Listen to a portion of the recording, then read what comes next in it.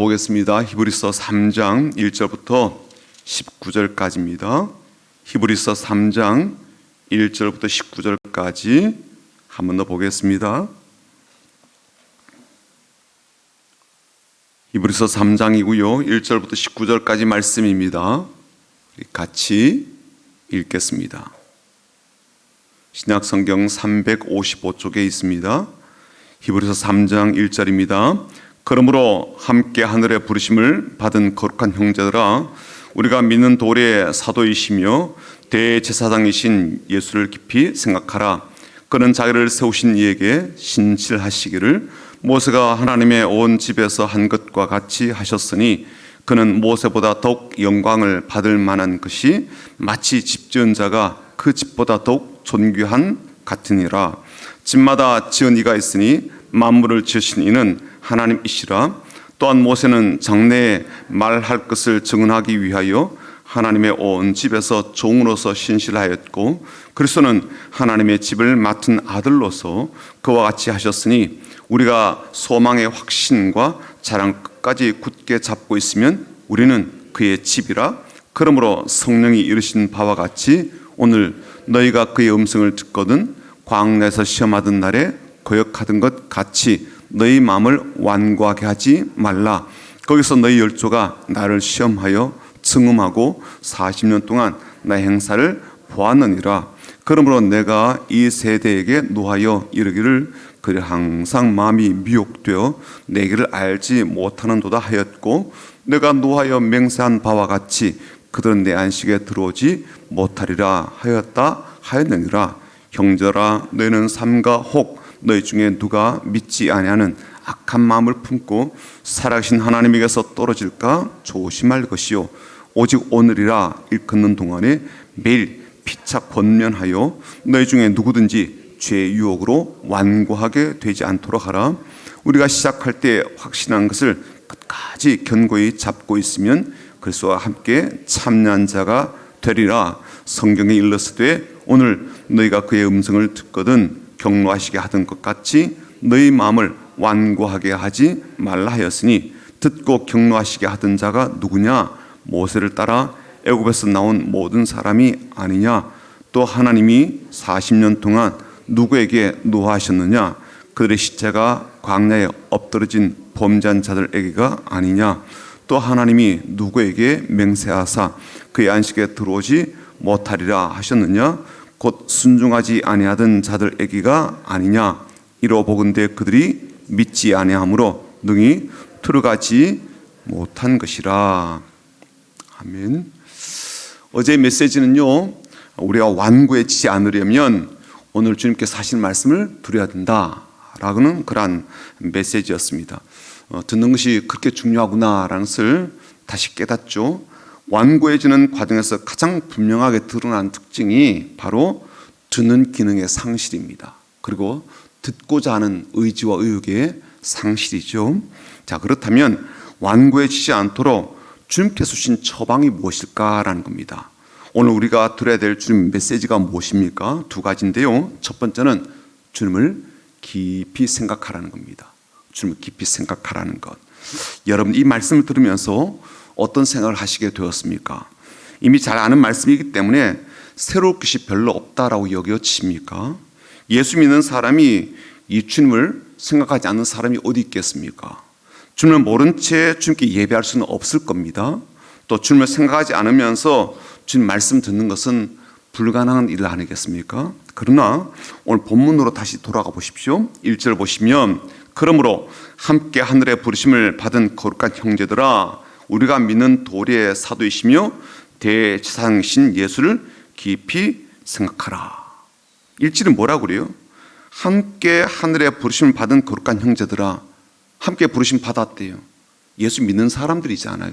모르는 사람들이 아니에요. 근데 뭐라고 그래요? 우리의 믿는 도리의 사도이시며 대제사장이신 예수를 깊이 생각하라. 저는 주목해 보고 싶은 단어가 뭐냐면 깊이라는 말이에요. 깊이 생각하래요. 왜 깊이 생각해야 됩니까? 주님을 깊이 생각해야 비로소 주님이 보이기 때문에 그렇습니다. 주님 마음이 보이기 때문에 그렇거든요. 주님이 어떤 분이신지가 비로소 보이기 때문에 그렇습니다. 나태주 시인이 쓴 풀꽃이라는 제목 시를 제가 좀 읽어드린 적이 있습니다. 자세히 보아야 예쁘다. 오래 보아야 사랑스럽다. 너도 그렇다. 아주 짤막한 시예요. 그렇지만 무엇을 말하는지 마음에 그대로 와닿습니다. 자세히 보고 오래 보면요, 이쁘지 않을 수가 없다는 거예요. 사랑스럽지 않을 수가 없다는, 그렇게 보이니까. 누구든 그렇다는 거예요. 하물며 사람도 그러하고요, 심지어 들판에 피어난 꽃조차도 그러하다면 우리 주님은 어떠시겠냐고요. 그래서 영어 성경에는요, 깊이 생각하라 이 말을 아예 생각을 고정해라, 픽스해라, 딱 그렇게 마음에 두고 계속 살펴라, 그렇게 번역했더라고요. 생각을 고정하고 주님을 깊게 생각하면 비로소 주님이 보입니다. 어떤 주님 보입니까? 신실하신 주님이 보이는 거예요. 2절 한번 볼까요? 그는 자기를 세우신 이에게 신실하시기를, 그렇게 되어 있습니다. 말하자면 주님을 깊게 생각하니까 우리 주님께서 자신이 이 땅에 보내신 하나님 아버지 앞에 얼마나 신실한 분이었는지가 분명하게 보이더라는 거예요. 단 한 번의 거역함도 없이 모든 것을 말씀하신 대로 신실하게 순종하시되 그 일들을 감당하셨다는 것을 우리가 보게 되더라는 겁니다. 이 땅에 보내시면 보내시는 대로 가장 연약한 악의 모습으로 가라 그러면 그런 모습으로, 나는 가진 것이 별로 없는 그런 가정에 가고 싶지 않겠지만 그런 가정으로 보내시면 그런 가정으로 가시더란 말이에요. 나는 못해요라는 말이 없었고요, 이런 곳에서는 더 이상 살지 못해요, 그런 게 없더라고요. 이번에 이제 비전 트립 1기를 이제 모집해서 훈련 중에 있는데요, 의외로 애들이 씻는 것에 대한 예민함이 있습니다. 작은 섬에 들어가면요, 이제 사역을 하게 될 때 물이 별로 없어요. 물론 마시는 물은 있긴 있습니다만 목욕은 물론이고 세수하는 그런 물이 없단 말이죠. 모기와도 우리가 싸워야 되겠지만 물이 절대적으로 부족하기 때문에 씻지 못한 채 이제 시간을 보내야 되는 그런 과정이 있습니다. 그런 이야기를 했더니요, 애들이 기겁을 하는 겁니다. 실제로 그런 것 때문에 비전 트립을 포기한 친구도 있다는 이야기를 제가 들었습니다. 여러분, 그런 조건을 생각하면 우리가 가고 싶지 않은 그러한 곳이 지구상에 얼마나 많겠냐고요, 이 땅 가운데. 예수님 당시에 유대 땅은요, 지금의 우리가 살고 있는 이 서울보다도 훨씬 못한 그러한 곳 아니었겠습니까? 그런데도 주님은요, 그곳에 오시기를 마다하지 않으셨습니다. 그리고 하나님께서 명하신 그 일들을, 심지어 십자가를 친 일도 기꺼이 감당을 하셨죠. 주일에 말씀드린 대로 배반과 배신을 얼룩진 그러한 제자들 사이에, 그런 땅 가운데서도 주님은요, 자신의 신실하심을 끝까지 포기하지 않으셨습니다. 오늘 본문에 보면요, 모세와 비교하여 주님의 신실하심이 어떤지를 이렇게 말씀했습니다. 5절과 6절 보십시오. 또한 모세는 장래에 말할 것을 증언하기 위하여 하나님의 온 집에서 종으로서 신실하였고, 그래서는 하나님의 집을 맡은 아들로서 그와 같이 하셨으니 우리가 소망의 확신과 자랑을 끝까지 굳게 잡고 있으면 우리는 그의 집이라. 쉬운 성경으로 번역된 걸 한번 좀 읽어드릴게요. 모세는 하나님의 집에서 종으로 충성하였습니다.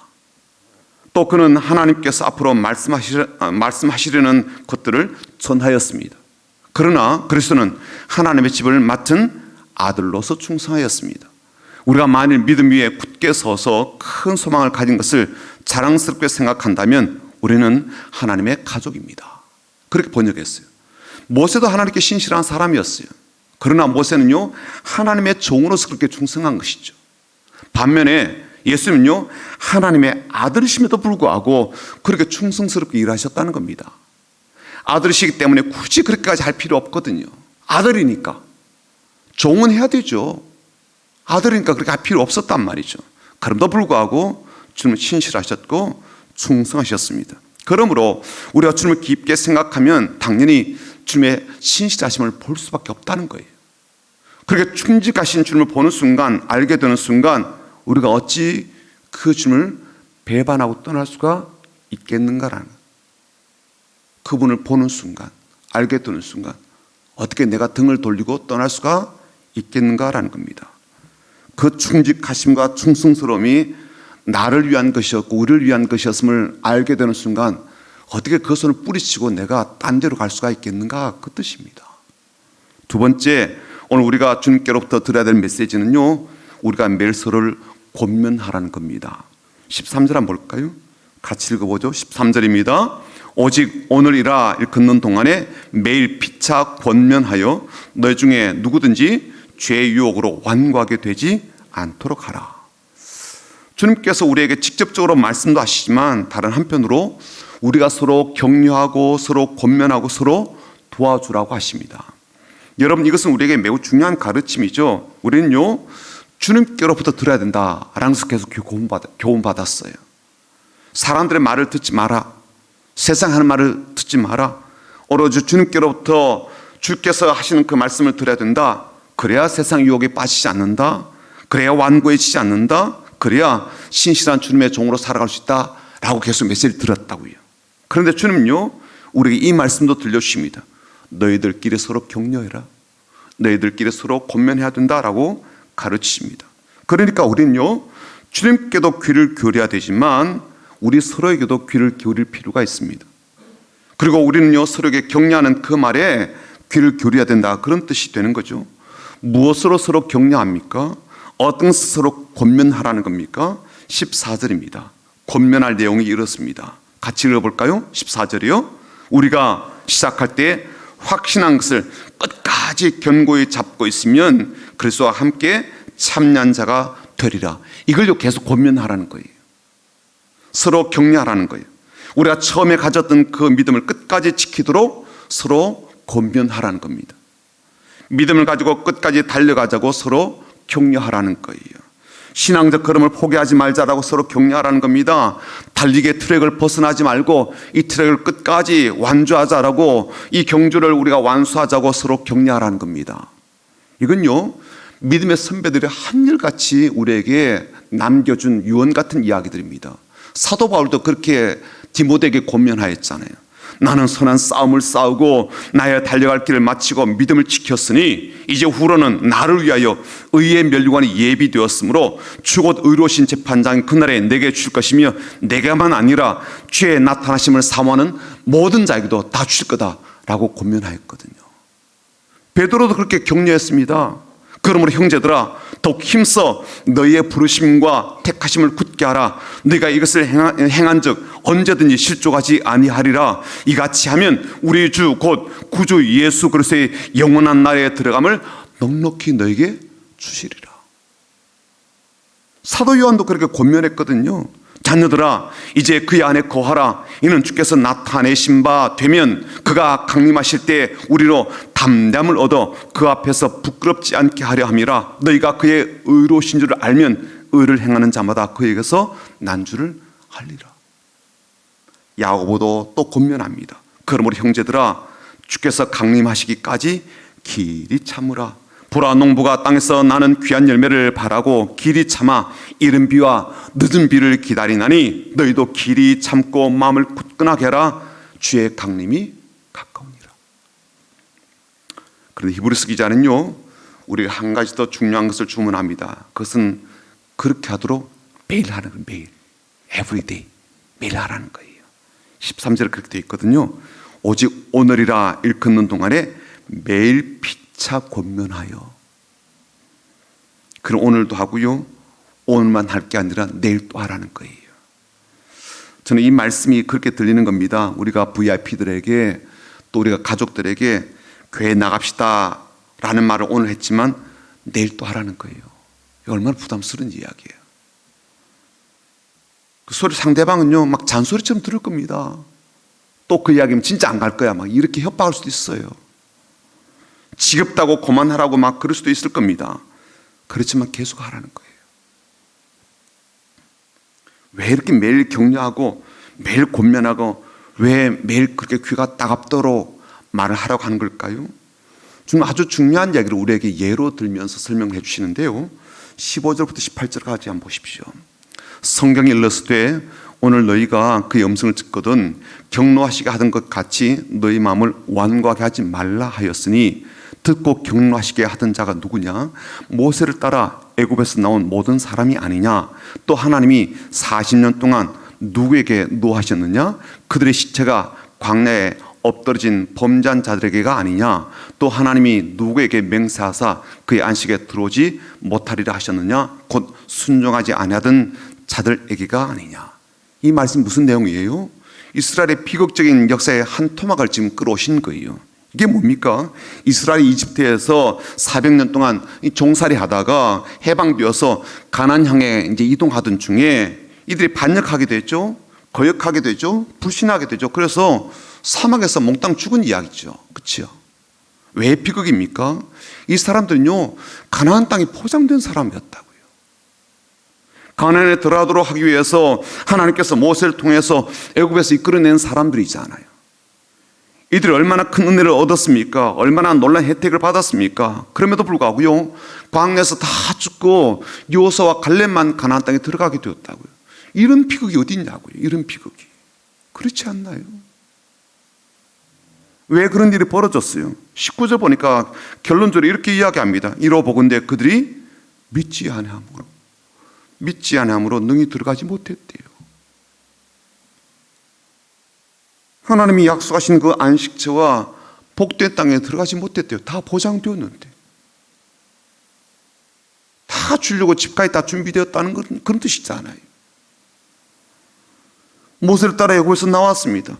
어마어마한 기적 경험했죠. 하나님의 은혜를 눈으로 보았습니다. 매일마다 만진바되었죠. 왜냐하면 만나를 매일 먹었잖아요. 매일. 그게 어디서 났냐고요, 그게. 하나님의 하나님 되심을요, 매일 목격한 사람들이에요. 매일 기적을 본 사람들이라고, 매일. 그랬던 사람들이 믿음을 쳐버리고요, 처음에 가졌던 그 믿음을 견고하게 붙잡지 못했습니다. 문설주에 피를 바르고 구원받은 그 경험들요, 잊어버리는 사람들 그렇게 행동한다고요. 그렇게 서로 권면하지 못했을 때 광야에서 엎드러지고 하나님께서 약속하신 그 안식의 나라, 그 복된 땅 가나안 땅에 들어가지 못하는 비극의 주인공이 되고, 이게 계속적으로 회자되는 역사적인 이해가 되더라고요.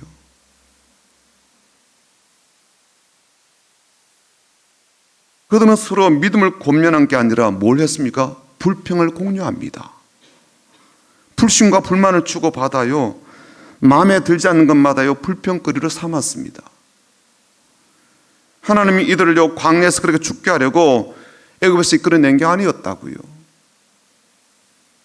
하지만 그들이 서로 믿음을 격려하고 신앙의 걸음과 경주를 완주하도록 권면하지 않고 불평과 불만과 불신을 계속 퍼뜨리는 일을 하게 되었을 때, 지금도 하나님께서 비극적 심판의 예로 말씀하시는 비참한 이야기의 주인공이 되어버렸다고요. 그러므로 오늘 우리가 서로 권면하는 것, 서로 격려하는 것, 이게 얼마나 중요한지 모른다고. 이게요. 상대방은 잔소리처럼 들을지 몰라도 이게 얼마나 중요한지 모른다고요. 믿음으로 살아내자고, 믿음의 목적지 향해서 우리 끝까지 잘 달려가자고. 그리고 우리가 주님을 깊이 생각하며 주의 신실하심을 우리도 본받아서 신실하자라고 하는 그 격려의 말이 얼마나 중요한지 몰라요. 나도 살리고 그 양반도 살리는 말이니까요. 사랑하는 성도 여러분, 우리가 전도한다는 것, 주님께로 가족들을, 친구들을, 이웃들을 이끌어온다는 것은 어쩌면 매일 우리가 그렇게 권면하고 격려하는 연장선에서 이루어지는 결과물 아닐까요? 어제도 말했지만 오늘도 말하고, 오늘도 말했지만 반응이 시큰둥하더라도 내일 또 말하는 그런 권면을 어쩌면 하나님께서 지금도 우리에게서 기대하신 것 아니겠습니까?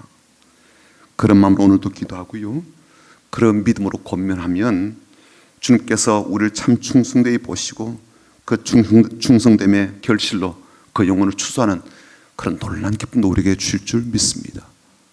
눈물의 기도가 헛되지 않다 그랬잖아요.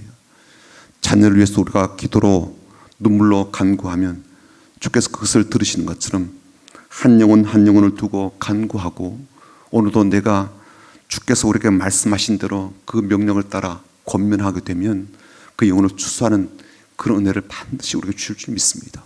오늘 그런 마음으로 함께 기도하며 나아가기를 주님의 이름으로 축복합니다. 아멘. 오늘 이곳에 계신 성령님 우리 같이 부르고요, 함께 기도합니다.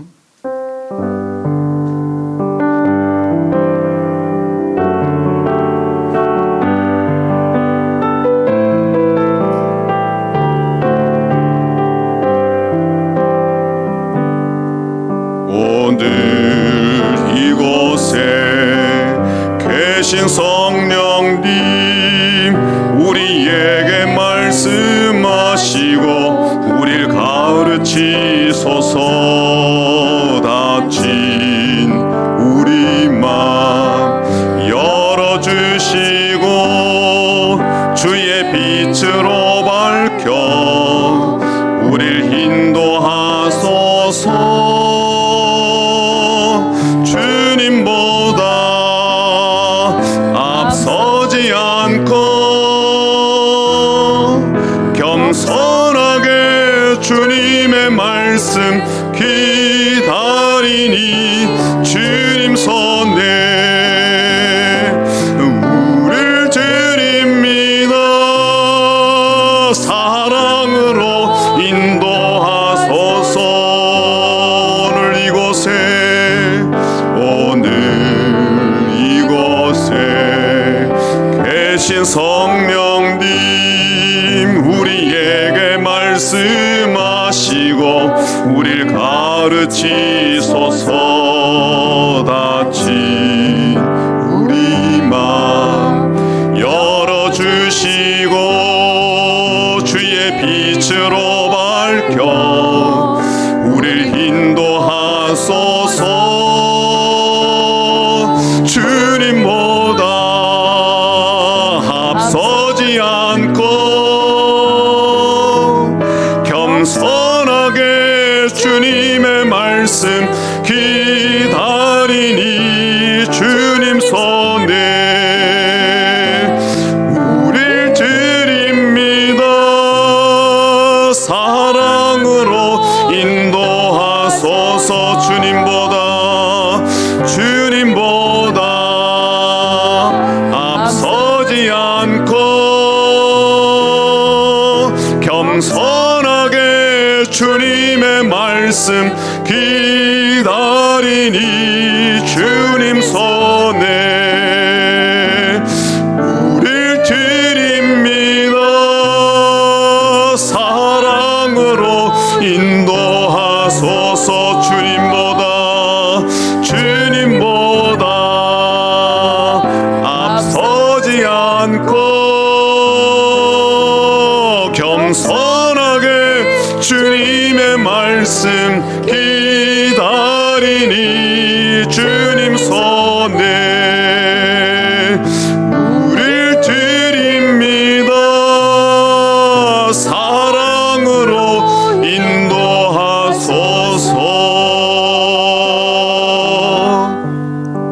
이 아침에는요 그렇게 기도하길 원합니다.